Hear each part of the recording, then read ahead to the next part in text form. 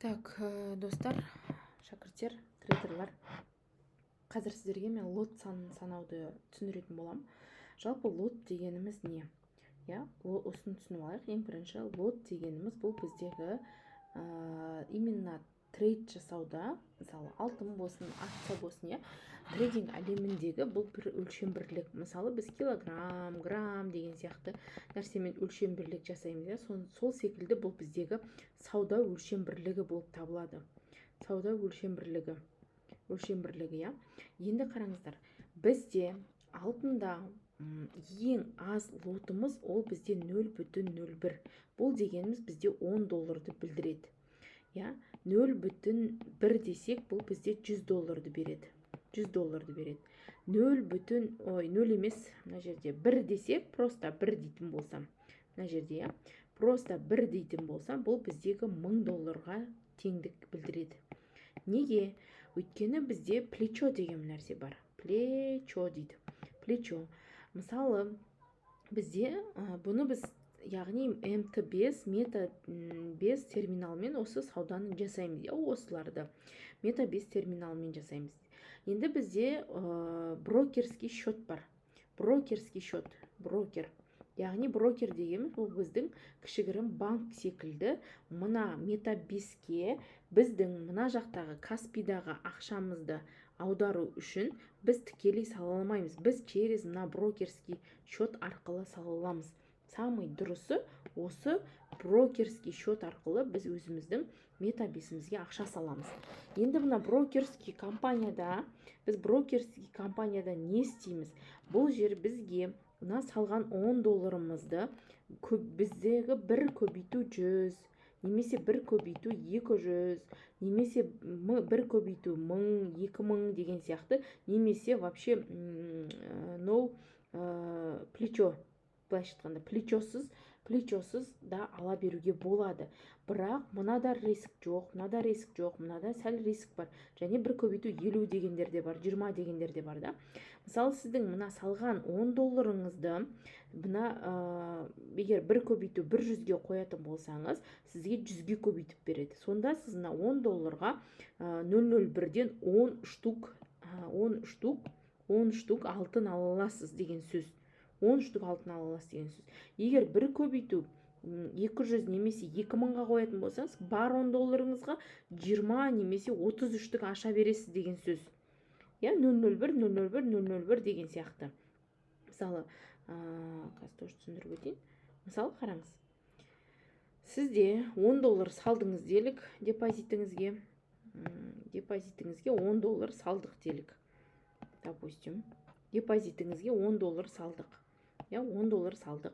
Сіздің мына жақтағы брокерский счеттағы, мысалы, біз көбінесе Экснес қолданамыз, Осы Экснестегі брокерский счеттағы сіздің плечоңыз бір көбейту 1000 болсын. 1000 болсын, Значит, сізде 10-ды 1000-ға көбейтсем 10 000, мысалы. Енді осы $10-ларыңызды сізде шексіз, даже 10 штук дегеніміз, значит, 001-ден 001 деген секілдіден осылардан 10 штук, яғни сделка ашуға рұқсат береді деген сөз. Бірақ бұл, мысалы, сіз мына жерден зонаға кірдіңіз, мына жерден сіз мына жерге барады деп тұрсыз да, мына жерге келеді деп тұрсыз. Бірақ ол мына жерден кіре салдыңыз, риск өсіп кетпейді ғой, чуть-чуть откатын береді, төмен түсіп барады да, ол былай береді, былай өседі бізде. Былай өскен кезде сіздің мына 10 штук алып алатын болсаңыз, сіздің мына жердегі $10-ыңыз жетпей қалады да, ол по-любому не істейді? Өзінің ақшасын олар минусқа никогда бермейді, жұлып кетеді. Сондықтан мен всегда шәкірттерге бір көбейту 200 жетеді деп айтам. Сонда сіздің $10-ыңызға 001-ден максимум 3 лот ашыла алады. Сонда сізде риск болады. Мына жерге түскен кезде, мысалы, $2 қозғалыспен, $2 қозғалыспен сіздің 001-іңіз түсетін болса, онда сізде $6 минусқа барасыз да, $6. Мына жақта сізде $4 қалады да, $6 минусқа барып, одан кейін барып бетіп көтеріле аласыз. деген сөз. Жалпы бұл сделкада лоттардың понятиясы, түсінігі. Енді қараңыздар. Мысал ретінде, біз үлкен лотты қалай есептейміз? Үлкен лот болған кезде. Үлкен лотымыз жаңағы 1-2 деген $1000, $2000 дедім, Оларды көп жағдайда, мысалы қараңыз, сізде бірмен сделка аштыңыз, бір лотпен сделка аштыңыз. Бұл деген сөз $1000. Егер сіздің өзіңіздің депозитіңізде $1000 бар болатын болса, сіз мынадан, сіздің плечоңыз бір көбейтілген 1000 болатын болса, онда сіз мына $1000-ыңызға қанша аша аласыз сделка? Бірден қанша аша аласыз? Максимум бір деп үшеу ғана аша аласыз. Өйткені ол бір қозғалыстың өзінде, уже $1, 1 цент қозғалғанның өзінде $100 беретін болады. Яғни плюсқа кетсеңіз $100, минусқа кетсеңіз де $100. Яғни какой-то 0,01 қозғалыста, бұл да сізде минус либо $100, немесе минус $100 болады. Енді қараңыздар, жалпы бізде $1 қозғалыстың ішінде 10 цент болады. 10 пипс болады. Пипс дегеніміз біздің бір тиын деген сияқты мағынаны береді. Мысалы қараңыз, $1 бар. Оның ішінде 10 қозғалыс бар. 10 қозғалыс дегеніміз цент. Қозғалысы ол цент. Осы қозғалысты пипс деп айтады.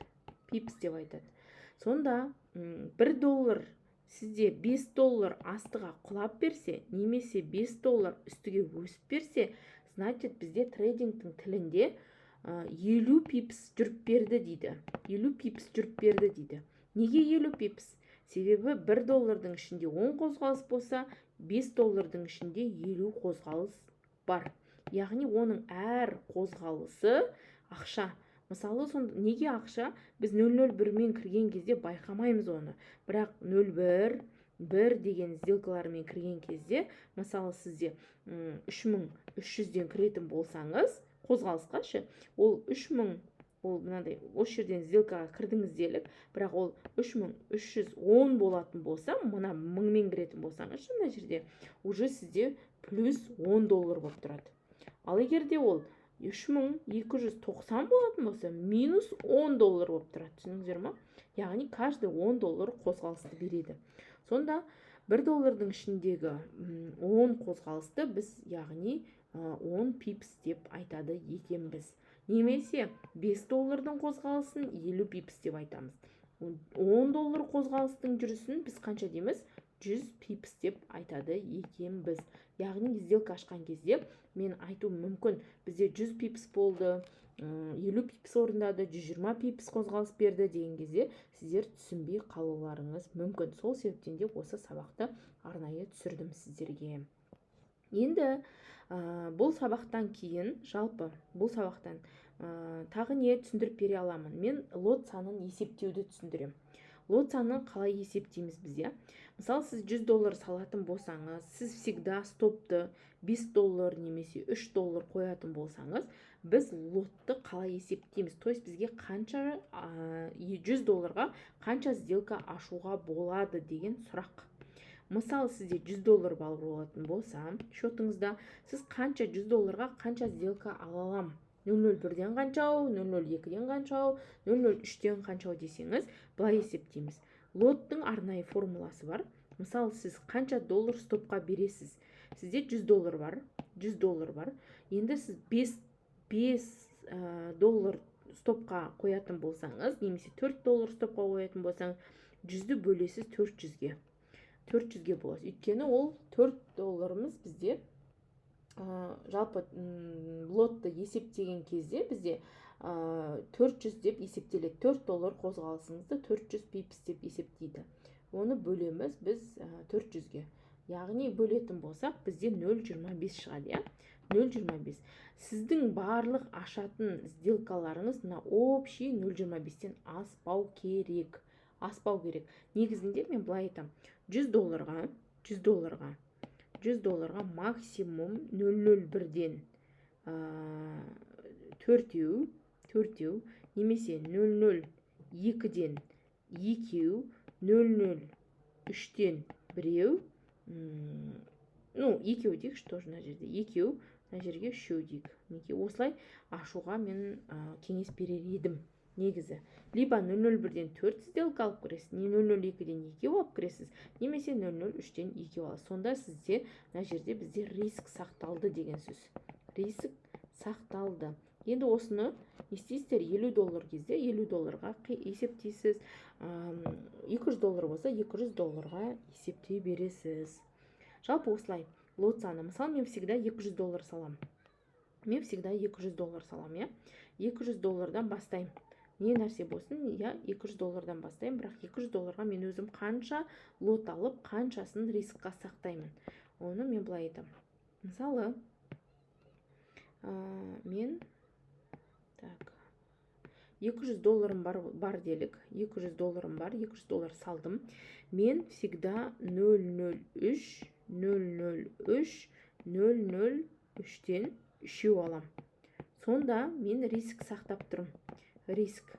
Егерде бұл менде $5, на общий алған кезде бізде қанша? Общий бізде 0,09 болып тұр, я? Егер бұл 0,09, мысалы мен қазір есептеп жүрейін, көбейт 5 десем. Мысалы $9-да мен егер бұл $5 стоп берем ғой, мен всегда стопты мен $5 қоям. $5 қоям. Либо төменге, либо лонг қалсам, либо шорт қалсам жоғарыға қоям. Мысалы сонда 0,09-ым менде егер $5 қозғалыста стоп болатын болса, мен онда $45 не істеймін? Жоғалтады екенмін осы жерден. Зато менде $155 қалады. 155, яғни менің общий 100% табыс бар ақшамның мен барлығы 4-тен несін бірін ғана стопқа берем. 4-тен бірін ғана стопқа береді екенмін. 50%-ке дейін ни в коем случае ұстап отырмаймын. То есть 4-тен бірін ғана стопқа берем, но келесі сделкаларда мен оны қайтарып алуым мүмкін. Әлбетте негіз солай болады. Келесі сделкаларда қайтарып алам. Егер сіздерде өздеріңіз былай істейсіздер, депозиттеріңізге қанша ақша саласыз, соның 25%-ін негізі стопқа беруге дайын болуларыңыз керек. Всегда 25%. Одан асырмау керек.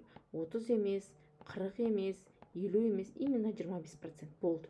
Стопқа 25% беруге дайын болуларыңыз керек. Оны қалай есептейсіздер? Оны мынандай жазып көресіздер. Мысалы, мен 0,03-тен үшеу алатын болсам, немесе 0,03-тен екеу, 0,02-ден біреу алатын болсам, менде общий мына жерде 6-8, мынаның орнында 8 болады. 8-ді 5-ке көбейтсем $40 қозғалыс болады. 200-дің